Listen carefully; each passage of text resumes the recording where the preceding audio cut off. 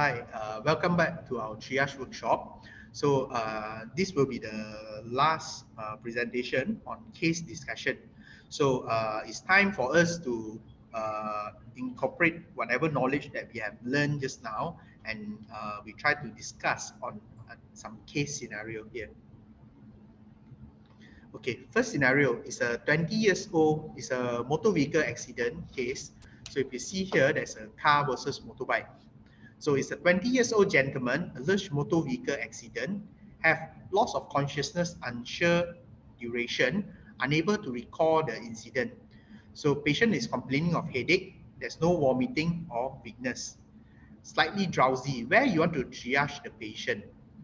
So although the information here is not much, so this patient definitely you shouldn't be triaging to green zone. So in my opinion, you can triage in yellow zone or red zone. So in this case, I think they didn't tell the GCS, but most probably this patient is alert because he's still able to talk to you, but he's still unable to recall the incident. So if the GCS is not too low, then maybe it's yellow zone. Okay. So let's go to the second case. So if you can see, this is a patient, and if you compare both the shoulder, there's loss of the normal contour of the left shoulder. And if you see the hand, the right hand is actually supporting the left arm. So what do you think this patient is having? Yes, this patient is having a left shoulder dislocation. So where should you triage this patient? Yes, it should be in yellow zone. Don't triage the patient to green zone, okay? So the next case, okay, you see here is a 42 years old gentleman with both the hand on the left side of the chest. Hypertension, presented with chest pain, ischemic nature, pressing nature, lasted about 30 minutes, associated with sweating and SOB. Patient GCS is full, but patient is diaphoresis. So where you want to triage the patient? So I think this one is a clear cut. You should triage this patient to red zone.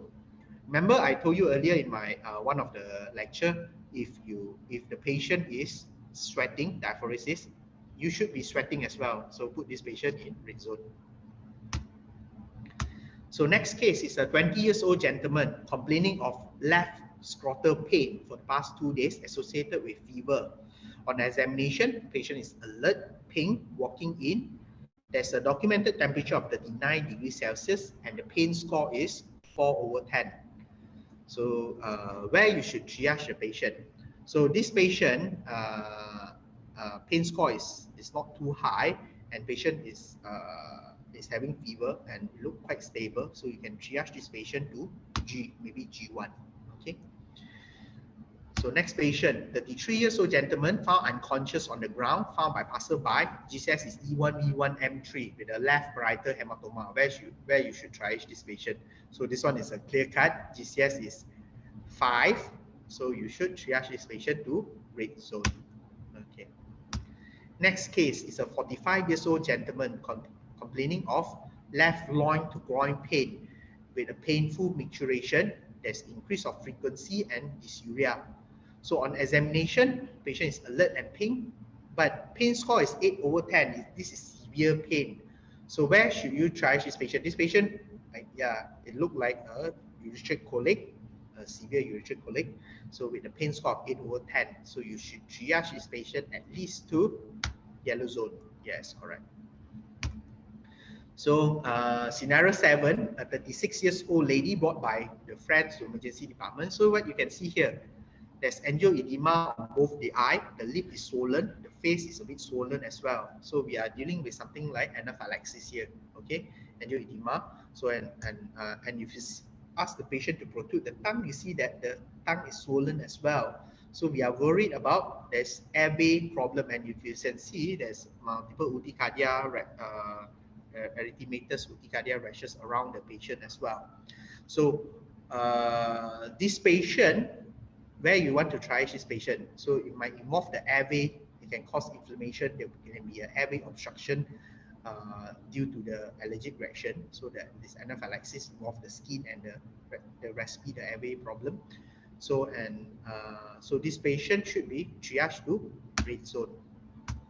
Next patient, 32 years old lady, no known medical illness, complaining of fever for the past 4 days, less fever with vomiting for 5 episodes per day for the past 4 days.